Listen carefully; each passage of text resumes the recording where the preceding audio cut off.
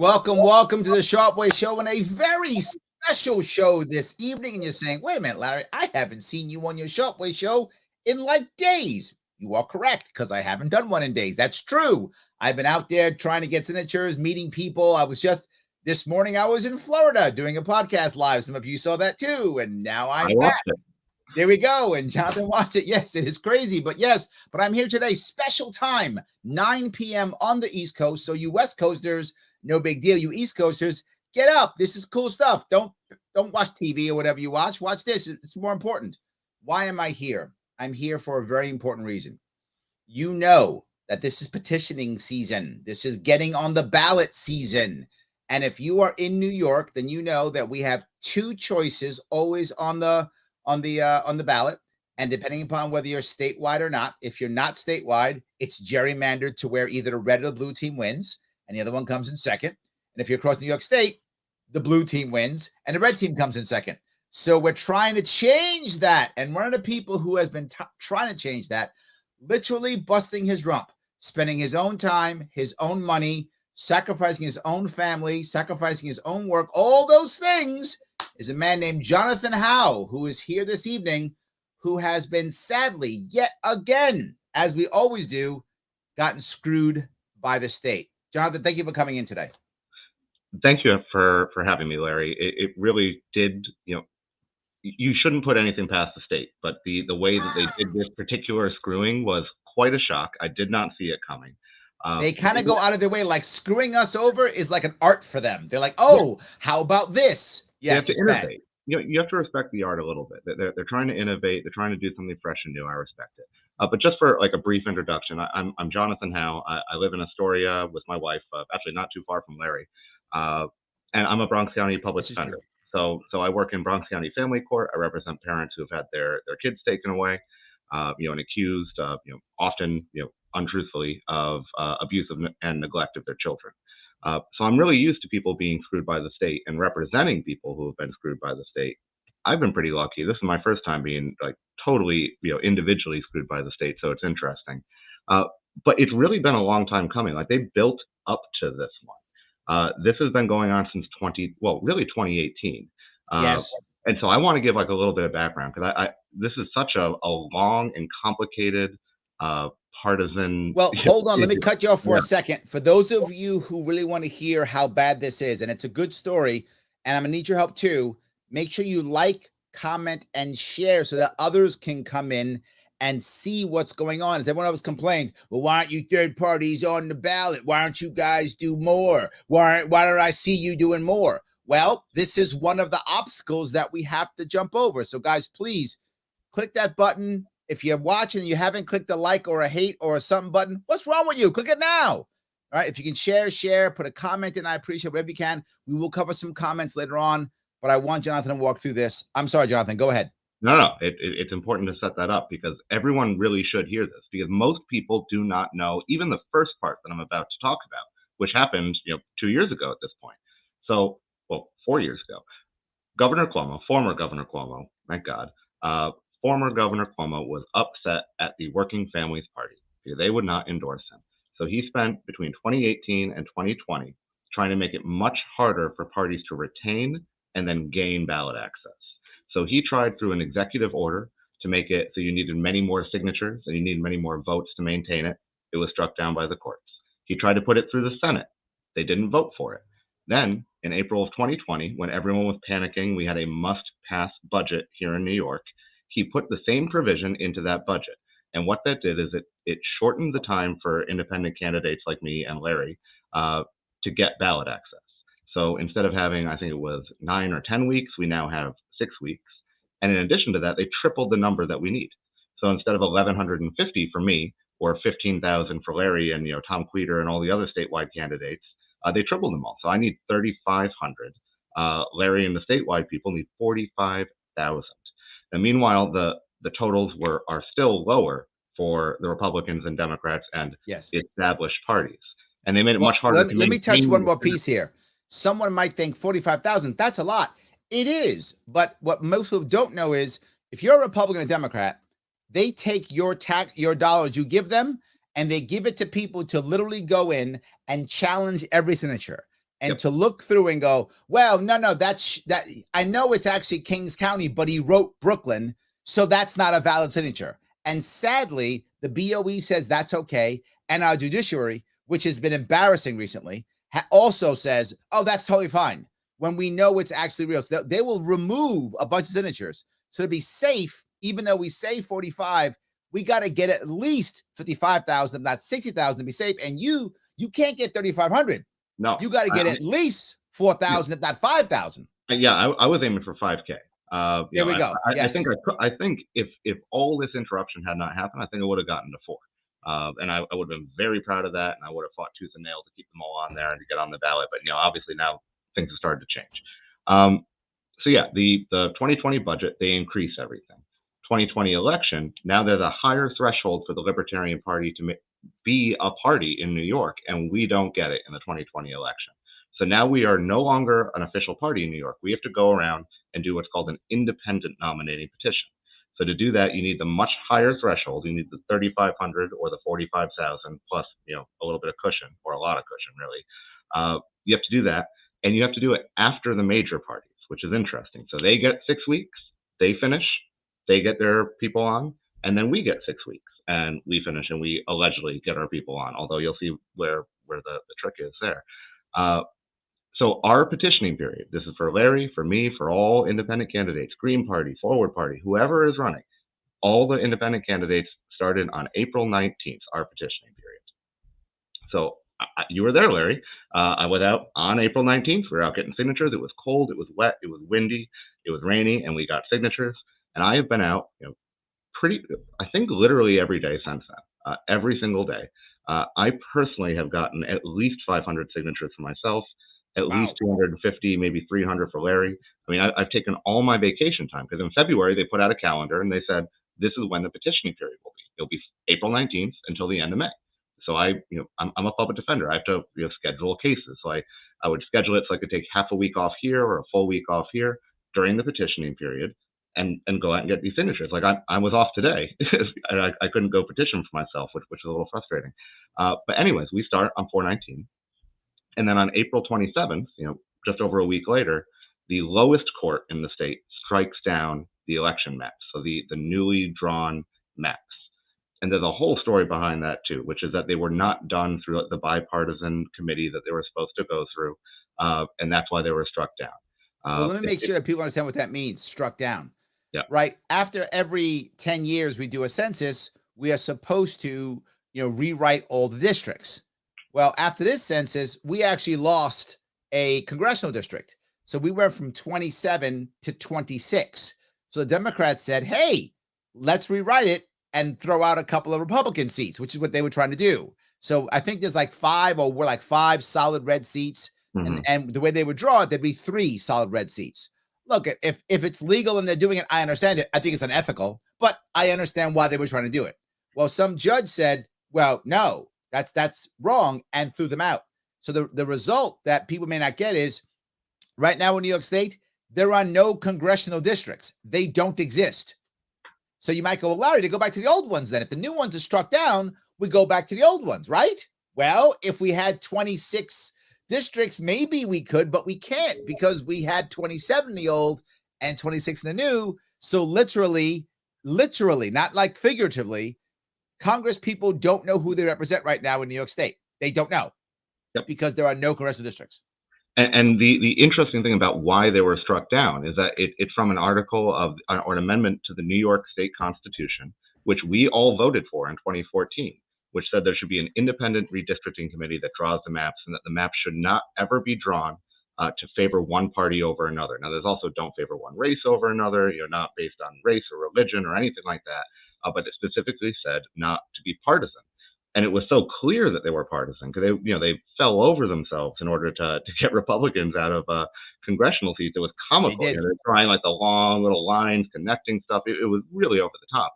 Where even not only just the Republican judge at the lower court, but all the Democrat appointed judges all the way up to the top court in New York agreed. Yeah, these were drawn to screw over the other party. The Democrats did this to screw over the Republicans, so they threw them out. And I think that was the right decision. Like I think they ruled right, but then they issued no guidance on what to do. But here's the problem that drives you crazy about our judiciary. Our judiciary doesn't care at all about elections in general because they always push them down. They should have solved all of these problems literally months ago. Yeah. But they made everything else a priority and not this. This all should have been solved months ago. But the reality of it is they don't care. This is like third, eighth priority for them. So they push it to the middle of petitioning time. Yeah. Embarrassingly bad. And I saw someone say, wasn't there someone in the comments said, wasn't there a stay from a higher court? Yeah, so that it makes it even more interesting because there was a period of time where the lower court struck down the maps. So the maps are now gone. They don't exist anymore. And then they came back. There was a stay on that order till it went to the next court. So now the maps are back in effect. And I could say, oh, yeah, I'm running for New York 14 again. And then that went away. And then it was like the top court. They said, okay, no, it's done. So at that point, what was that? Maybe 2 weeks where I just said, like, I don't know what district I'm running in. So I'm going to petition in my general area, within 1.5 miles of my house, within 2 miles of my house.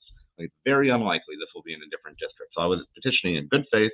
We did a motion to intervene to ask for guidance on this. It was denied yesterday. And in the same time, the judge issued just a new election calendar. So people would say, okay, well, it's just a new calendar. What does that matter?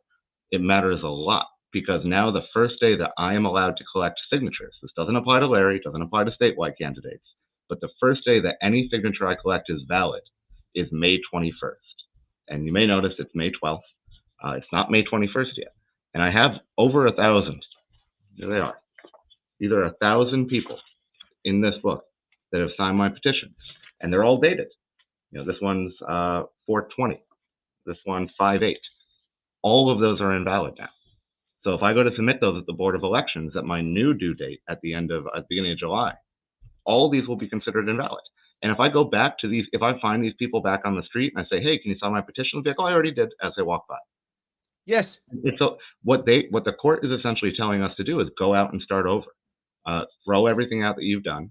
I know if I can't take another. I have to walk down this road for a second. The reason why they just do a redo is because they know that if you are a Democrat or Republican trying to get a bogus line, you have tons of money. You don't care.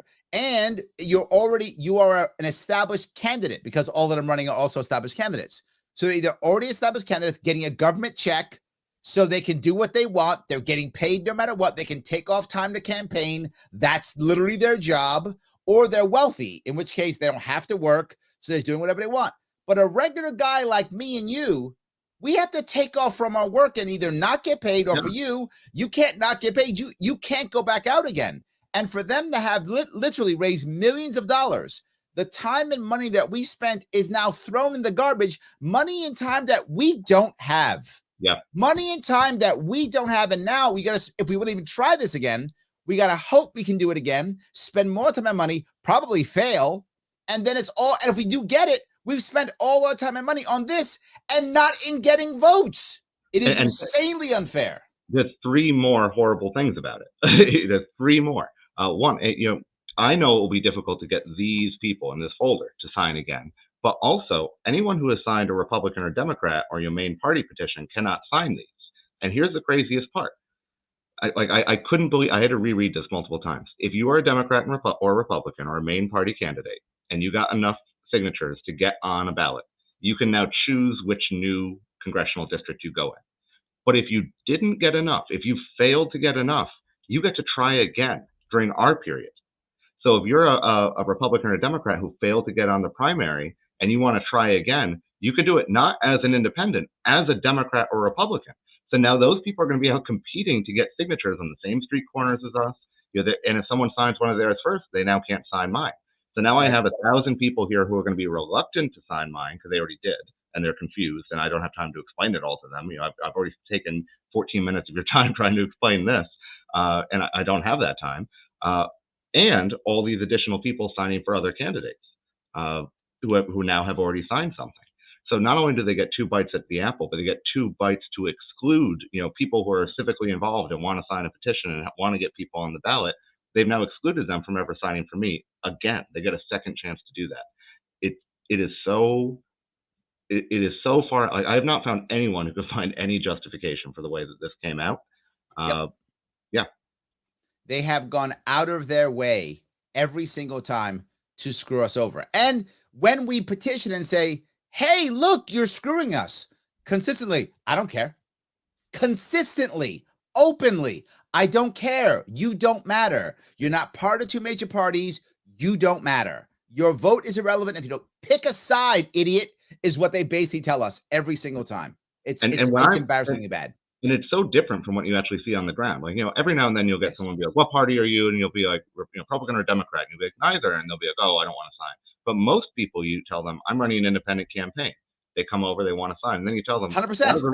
One of the reasons I was inspired to do this is that they tripled the requirement during the COVID budget. I thought that was really lame. People get outraged when they hear that. That is my number one bring people in. It's better than talking about my cats. So the fact that I do cat rescue, like, people love that more than anything. They get really mad at the idea that they screwed over third parties and that they did it so sneakily. The fact that Cuomo, and that's the part that you brought up, which is important. The vast majority of Americans, and this is data that anyone could check, want some third option. They have no idea that the establishment is going out of its way to go against their will, to go against the people's will, to keep any third party down, out of their way to do so. And the people are like, well, why don't you just do what Democrats and Republicans do? Because the system literally stops us. Yeah, in one more day of petitioning, I would have enough signatures to get on the ballot if I was a Republican or Democrat. I'm a day away. Like, and my secondary goal, if I didn't get on the ballot, my secondary goal is always to help, you and the rest of the statewide ticket get on the ballot. But I guess my third goal was to say, look, I got enough that if I was a Republican or a Democrat, I could get on. Isn't that crazy? Like, tell enough people about that they'd be like, yeah, that kind of is crazy. And maybe bring a little bit of attention to this fact that it's crazy. And look, there's most people that I mentioned this to had no idea that it was harder for a third party candidate than for a mainstream candidate. And, when I declared my run, I was running against AOC. I now have no idea who I'm running against. If I'm running, if I'm allowed to even try to run at this point, who knows? They might lock me in a closet. I have no idea. But she raised $7 million in a quarter, and she hired people. They went out, they got the signatures probably done in a day. Yep, absolutely, 100%. Yes, but hold on. But you are trying something. You're doing a lawsuit, right? We are. So Tell me what's happening with the lawsuit. So there's a few different ways that we're trying to approach it. I mean, there's a due process issue here. There's an equal protection issue here. There's a free speech and free association issue here. And so I brought it to a lawyer, someone I think Gary, and he's working on trying to combine that. Because look, there's talk about trying to get the deadline extended for all the parties, for the statewide ticket, so that we can have more time like we used to before 2020, before that provision was snuck into the law. We want the original amount of petitioning time back. We want the 10 weeks, not the 6 weeks. And part of the state's argument has always been, well, it's not logistically possible. We can't push petitioning back by 4 weeks. Well, my deadline is now 5 weeks after yours. Yes. So I think they've just kind of put their foot in their mouth by screwing us over like this and shown like, well, maybe we can push it back. Like, maybe this isn't a logistical issue. Maybe we're just being partisan and screwing over third parties. So the talk I've been having, because whatever I do, I want to make sure that it helps the party, and it's not just a one-time thing like, okay, Howe is on the ballot. Okay, great. Now no one else can ever get out in the future. If we're going to have a lawsuit about this, which is absolutely the plan, we are moving forward with it. I wanted to make sure that this doesn't happen again, and that any outcome from my lawsuit can help the statewide ticket. So if we can combine this with something like that and say, look, this is a larger issue. This is a larger issue targeting third parties. And this is proof that they've been lying all this time about why they're targeting third parties. The fact that they extended this for some and not for others is proof that they're doing this on purpose. Early on, when I was reading this decision yesterday, I thought they had just forgotten about us. Like, they just forgotten that we're out there petitioning, being like, oh, what's an independent petitioner? I don't even know what that is. But the more you look at it, the more you look at how it built up to this, how this decision came down in the middle of our petitioning, not in the middle of their petitioning, how the judge gave them two different options for what to do and just completely screwed us as far as what to do. He did remember us there. He did remember us when he said, this is what you have to do. You have to throw everything out and start again. Yes. So it's quite clear that it was not apathy. It was not that they just forgot about us and we got run over. It was intentional.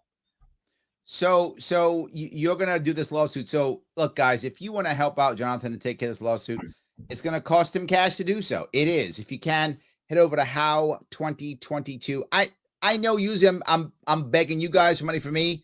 I know this is important. Give Jonathan some money. How 2022.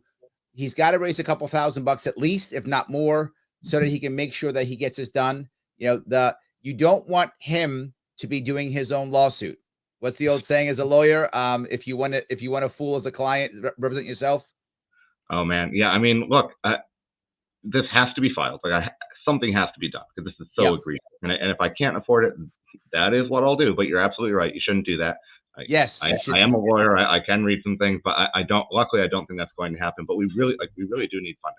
Yes. No, but people don't realize is just because you're a lawyer doesn't mean you know all the law. You tend to know the law that you work in, right? That's what lawyers tend to specialize. Yes. I know Article 10 of the Family Court Act like the back of my hand, and just about nothing else. I don't remember anything from law school. When I was talking to two lawyers about this morning, I started using some terms. So dude, that we don't use that term anymore. What are you talking about? That's not a thing. I was like, I heard it in law school. Then in the 1850s. Okay, but the important thing is, and I need to raise money. This lawsuit has to happen, and again, not just for me. This is for all independent candidates in the future. That's what it's about. At least running in congressional or state Senate seats, because that's the other group that got screwed over. But if you're in New York and you're listening to this and you have not signed a petition for the statewide ticket with Larry Sharpe on the top, you should stop watching this now and you should go print out the petition. You should print out 2 copies. He's right. You should have a friend or a family member or a loved one come. You sign one, they sign the other, you witness them, you send them in. But before you send them in, you go to all your neighbors and you do the same thing. You get them all to sign it. This does not affect the statewide candidates. And my whole point in running this campaign was to try to get the Libertarian Party back on. So I want to make sure it's very, very clear that if you're out petitioning or supporting Larry, keep doing that. You have to keep doing that. This does not slow it down. It does not stop it. Yes. I had some people who were coming to stay with me and coming to visit me just to help me petition things that I had arranged long ago when I thought that this was the time. They're going to be Larry volunteers now, right? That's how it's going to work. The whole point of this is about liberty. It's about the message. It's about the ideas 100%. We're spreading. It's not about me. So while I do think that this lawsuit, we can make some precedent. We can make it easier in the future. None of it will matter if Larry's not on the ballot and you don't vote for him. Right. So we have to make sure that happens. You're totally correct. Prioritize that over everything else. And so DJ Elf says, yeah, I got the email from How today. So he got your email. Yeah. DJ has been such a great support. He's a really nice guy. He's here in New York. That email was really hard for me to write. I had to tell these people, all these people who are out there volunteering for me. Most of them have never met or just met. And they're out there getting signatures, and I have to be like, hey, that might have all been a waste.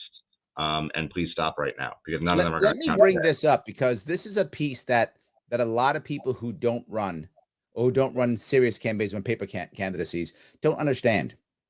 When you take a loss, whether it's losing the election, losing a lawsuit, losing what you've just lost, anything, the pain you feel is always for the people who supported you more than yourself. Yeah. And as people stand there and they always get, oh, you stupid, you did this. It's not me. It's all the people who were behind us that got screwed over. And someone being nasty and mean to me, I mean, I want to punch him in the eye. I don't, but I want to, right? So, but still, I'm mad because it's not me. It's all the people who were behind us trying to make something happen. When the candidate fails, it doesn't just let the candidate down. It lets everyone who got behind the candidate also down. And who's the center? It's me or it's you, man. We're the center of all that emotion, right? We're the center. I know when I took my loss in 2018, I was the center of all the emotion, of all the disappointment, of all the loss, of all the pain. I was so the center of all of that. I was so happy with how your other election went. I thought it went great. Some people were. Although we got the ballot line. I was celebrating. Yes, I joined the Libertarian Party finally because of you. That's true. I finally took the plunge. I'm a card-carrying Libertarian now. I mean, I have it right here. That's my debit card. But I'm a card-carrying Libertarian. I love it. Because of Larry Sharpe. And look, when you go to an event with Libertarians, you say, who here in New York became a Libertarian because of Larry Sharpe? Everybody. I mean, and literally it's true because we couldn't register as one until that true. until that loss. But I just want to tell a story that you shared this the other day on Sunday. It was Mother's Day. I went out with my mother-in-law. We went out with the whole family. My wife, my mother-in-law, my father-in-law. We went to a nice little seafood restaurant, and she came. I brought her flowers. We got dinner. She came with a stack of 100 signatures. She had been going around. English is not her first language. She's an immigrant here from China. She went to everyone who teaches at her school, got them to sign. She went all around the neighborhoods. She literally went door to door. She's the only volunteer I've had who went door to door. And she would just say, "This is my son-in-law. He's running. He's a nice guy." And would see how many people she could get to sign. And she got 100.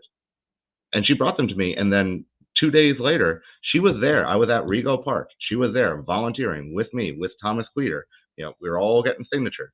And then I got the phone call saying all this has been thrown out. And I mean, I could see it. Like, she was devastated. And that really hurt. Like, I felt awful. I felt, because I knew at some point there's a chance I'm going to let her down if I lose the election, and she'll be like, "Oh, I thought he would have gotten 10%, and he only got 1.87 or whatever." And it's like, "Oh, I feel bad." But like, she's like busting her butt. Like, no one has been volunteering for me like that, and yeah, it upset me. Yeah, DJ says it was pretty rough, but he will be collecting signatures for all independent third-party candidates. They're doing it. He'll be out there in Union Square, 14th Street, Manhattan, this Sunday. So if anybody wants to go, they can go there. So that's one positive thing. We're still moving forward, Jonathan. Even though we got a hard setback, we are still moving forward. And look, and she knows this too, because she voted for you. I got her to vote for you in 2018. I barely known her at that point. My wife and I were not married. We were just boyfriend and girlfriend at the time. And I was like, "Oh, there's a guy, you would like him. He was very sharp. You would like him." And she voted for you. Nice. Yeah. So look, I forgot where I was going with that. I'm just still bummed out. No worries. No worries. Jackson asks, "How are we doing petitions?" We're doing pretty good. Not great though. We are on target right now to just barely make the number, which is not good enough. Right? We have to do better than that, because again, as I said, we're going to be challenged. If we only do that, we'll be challenged and we're going to lose.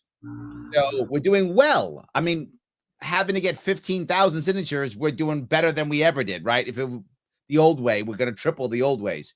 But with the new way, we have to get 45,000. So we're on target to get about 45,000 right now.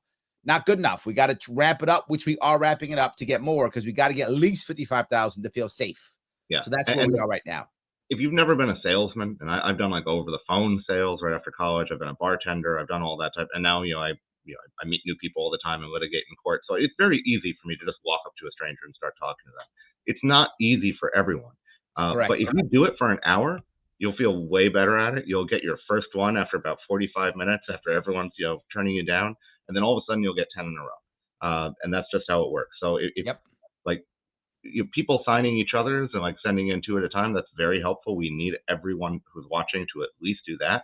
But if you can spend a few hours out there and get 10 or 20, there's enough people watching this, there's enough people who will watch this, there's enough people who are doing that, that is how we will get it over the top. But we can't 100%. Expect everyone to come out and work full time and petition 10 hours a day. Well, you just mentioned something, and this is something very serious, guys. If you're a New Yorker and you're watching, you haven't signed yet, you can just go to LarrySharpe.com, hit sign the petition, print out. It's a PDF. Print two petitions out. You sign one, get your friend or family member to sign another. Then you swap them, because you can't witness your own. You witness his or hers. He or she witnesses yours.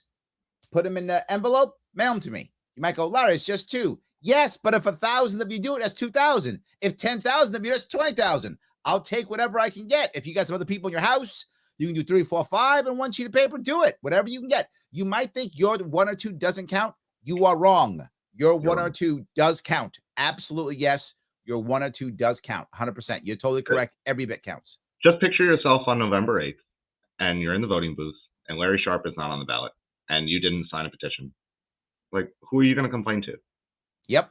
Like, I have at least have something to complain about. I got screwed over by a court.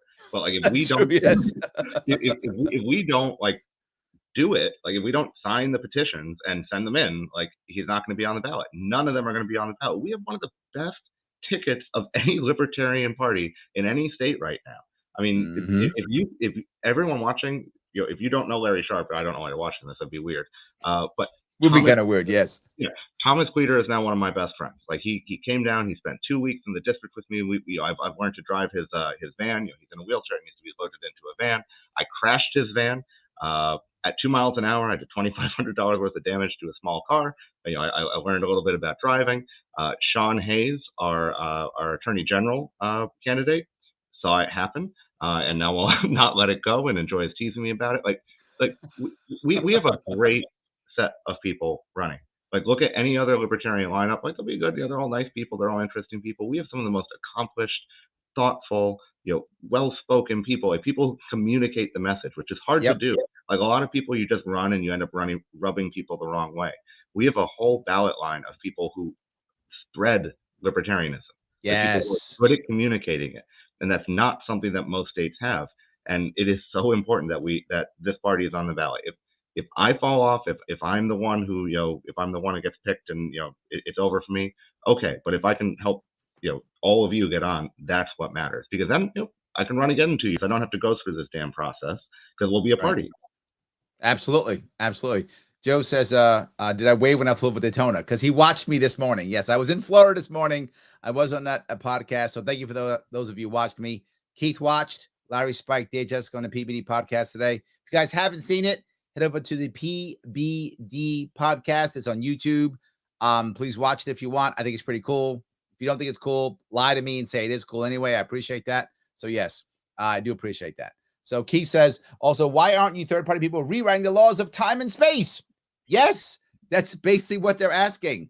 Absolutely. So, and also Rebecca says, meet Larry, show up tomorrow in Manhattan. I will be there. Click that link, the Facebook link. I will actually be there. Absolutely. So I'm out there still with you. I have 2 events tomorrow, 2 events tomorrow in New York City, 3 events on Saturday in upstate. One, I think, is one Saratoga, one is Plattsburgh, and one is someplace else. I forgot the 3 places I'm going to be at on Saturday. And then Sunday, I'm in Nyack and Astoria on Sunday. So I've got like 7 events these next 3 days. I will be going all over the place. So yes, I will be there with you in Astoria at Ditmars Boulevard and 31st Street, getting signatures for you. There we go. Quick story. I mean, that street fair is how I met. I don't know if you know him, Edwin DeJesus, who ran as a Green Party candidate. For city council here in Astoria, and he is literally one of my biggest supporters. I mean, there's a portion of the Green Party in New York City that are essentially libertarians who just talk about nature more. And that's essentially what I found among a lot of them. And some of my biggest supporters so far have been from the Green Party. And they're not happy about this either, because if they're running anybody now or in the future, they can get screwed over by stuff like this. And it's really important that we reach out to not just libertarians, not just the Conservative Party or the Constitutionalist Party, people who kind of sound like us, but to all of them. I'm actually going to be on Jordan Sheridan's show tomorrow.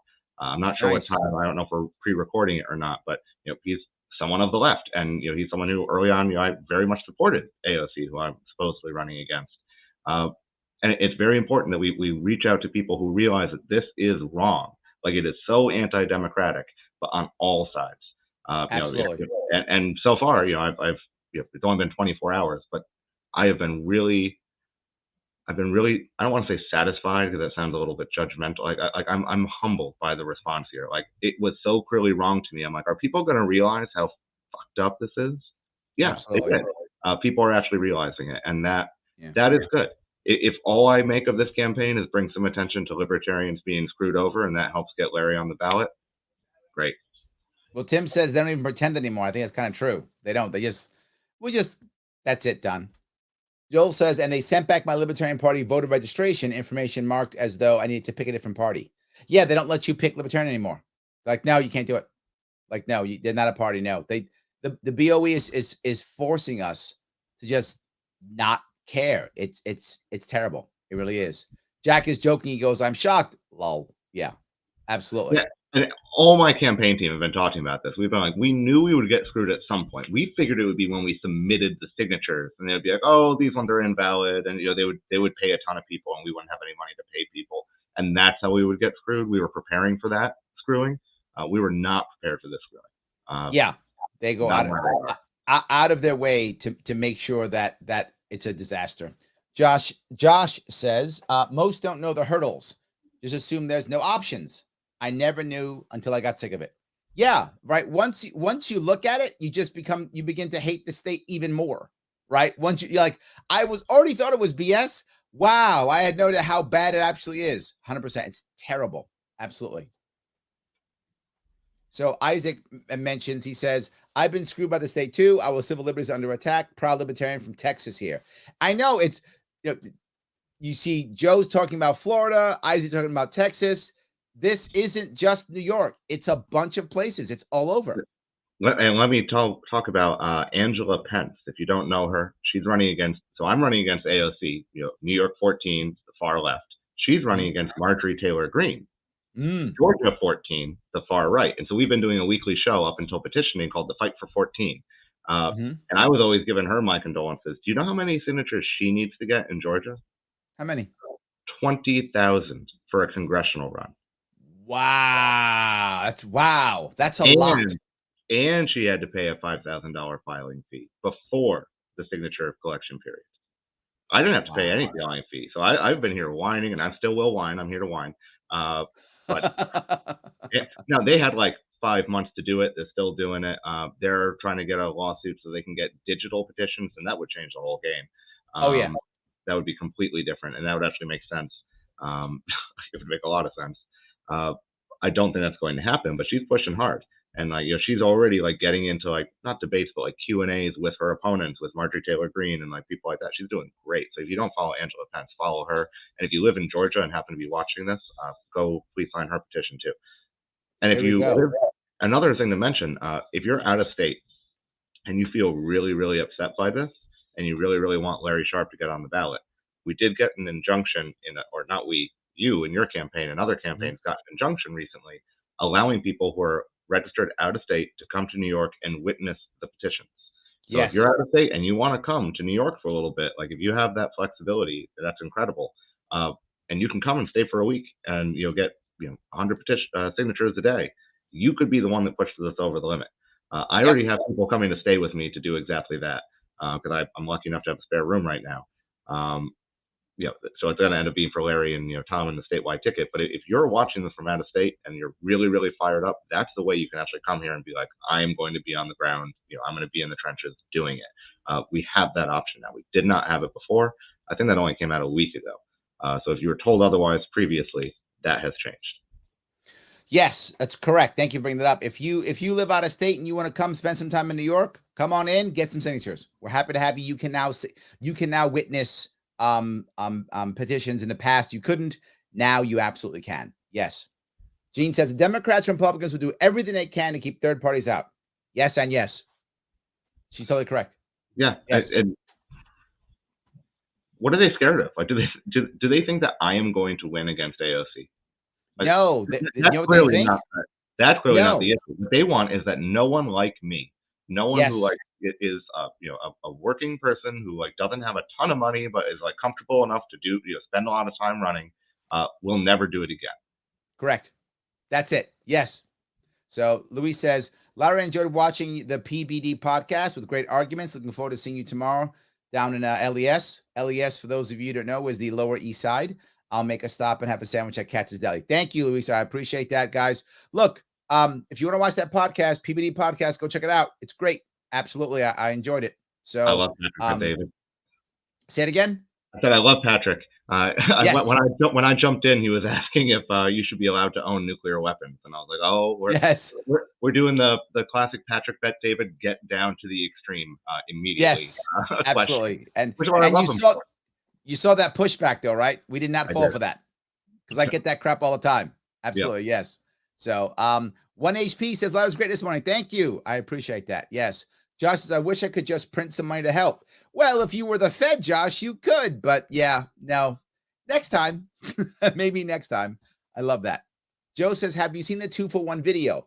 Guys, if you want to know how to do 2-for-1, meaning how to get signed a petition I just told you about, head on over to LarrySharpe.com or head on over to the YouTube page and you will see the actual video. Hold on, let me see if I can pop that YouTube page up right now. And you will see the actual video on how to do it. And I mean very talented actors who are doing a whole lot of work here. Hold on, let me see if I can show you real fast. Let me see if I can show you real fast here, if I can do this the right way, if I can. Hold on. This. Can you guys see that?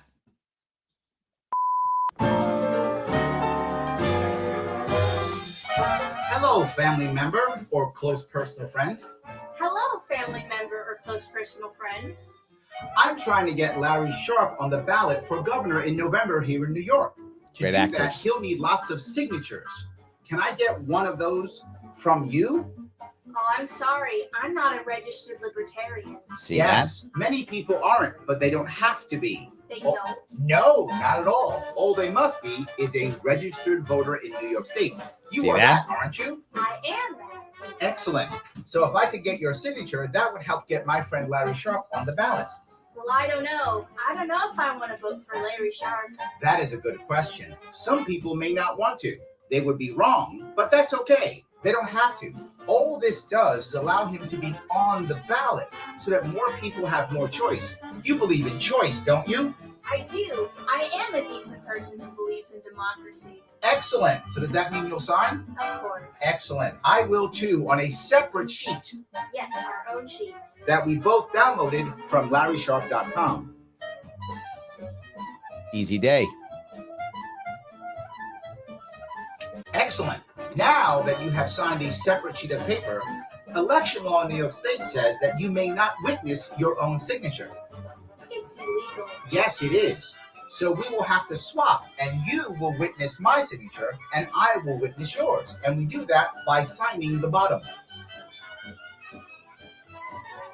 Easy day. Also putting our address. And then the Great date. acting. Great acting. Great acting. Now that that is completed, we will take these, put them in an envelope, and send them with a stamp to the Larry Sharpe campaign. Thank you for your help. You're very welcome. That's how you do it, guys. If you weren't sure, that's how you do it. See that? I'm embarrassed to say that's the first time I saw that video. I got a kick out of it. Yes. Yes. That was, believe it or not, that was me and my daughter. So, yes. I got a little bit of like a PTSD flashback from having to sign all all my witness statements, writing my whole address, even though my address is at the top of it. Correct. Like, Yes. I have to read. It's like, oh, I can read it from there at least. I Absolutely. hate that. They intentionally make it so difficult to do. Absolutely. So, yes, that's the 2-for-1 video. So that's how you could do it. If you want to put more people on that ballot, feel free. It's all good. Yes. 1HP says, print them announcement today. Thank you. I appreciate that. Thank you. Yes, this is more important. Is LP National helping out? I had a call with them today. They've been spreading the word. They were very helpful. So far, I now have There my we go. highest viewed, highest liked Twitter post of all time, and it was because LP National shared it. It's awesome. I know they've got a lot going on, and I appreciate them even taking the time to talk to me. There's your answer, Joe. I love that. Excellent. So Tom says, okay, I love your mother-in-law. So there we go. That's good. Yeah, me too. I'll tell the story. The first time I met her, it was at my wife's Please. law school graduation. Walking up, and I was like, "Oh, hi, I'm John." And then she looked at me and she just poked me in the belly, and she goes, "Oh, he's so big." That was the first time, and I was like, "Oh God, this is not going to be good." And within like 3 months, I had her voting for Larry Sharpe, so it was all good. Now Nice. we're pretty much best friends. I like that. Very good. Tim says, I had pretty good success. People want third party and more choices on the ballot. I think a lot do. I think that's true. Generally speaking, if you just say, hey, look, I'm trying to get out there and get a third party, an independent guy on the ballot, they tend to be okay to sign. Usually they do. Yeah, I mean, there's a few people who will just be the hardcore partisans, which if you were to try to convince them would just waste your time when you could be talking to other people. And that's fine. Republican or Absolutely. Democrat? No. Okay, there's a few. Here we of them. go. Joel reminds me it's Amsterdam first tomorrow. I mean, on Saturday. I'm sorry. It's Amsterdam first. Then it's Plattsburgh, then Saratoga. So Amsterdam is in the Albany area. Like, I think it's, hold on, it's southwest No, hold on. No, it's west. I don't know if it's southwest. It's west. I think it's southwest of Albany. So it's in the Capital District area going towards central New York. Saratoga goes north towards North Country from Albany. It's not North Country, but it's towards North Country, also capital area. And Plattsburgh obviously is North Country, right by the border. That's where those So you're are. telling me that's all upstate? Correct. Yes, that's all Saturday. Of the New I York was City in Buffalo this last Sunday and Monday. I was in Buffalo. So I was in Erie County, Niagara County, Wyoming County, Allegheny County, Genesee County, all of that. I visited Attica. I met the guards at Attica Prison out in Wyoming County. Livingston. I was in Livingston County. So yeah, I am all over the state. Like I'm not just in New York City. I just know that you're not in New York City, you're not in Long Island, and therefore to anyone who lives there, you are upstate. Correct. That's true. Yes, that's right. If you live in New York City, anything like north of Westchester is upstate. That's true. And parts of Westchester, I think. And parts of Westchester also true. Yes. But yeah, so I am all over the state. I have to. And then I was in Florida this morning and yesterday, and tomorrow I'll be in New York City. So I am all over the place. So, but we have to. Jonathan, you know that. We got to be out here doing this. Oh, it doesn't work. Yeah. Right? It doesn't work. So Jamie says, Larry Sharp, this is the last time I'll be voting in New York gubernatorial race. Not worth it anymore to vote for governor in this state. I hope I change your mind by winning and making things change. Jamie, I hope I can. I don't know if I can, but I really hope that I can. That would be great. So let's hope we can make that happen. So yes. Chad says, it's worth it for ballot access alone. That's what this whole show is about. Yes, Chad, you're correct. It makes impact in many other ways as well. For those of you who don't remember, and I tell this story often, and I got to keep telling it so that people get it. When I ran in 2018, even though I lost the election, I got ballot access. So I crossed the state in 2019. We had 107 libertarian victories in 2019. And they were all wiped out in what Jonathan talked about in that bloodbath of 2020, destroying our ballot access and destroying our party status.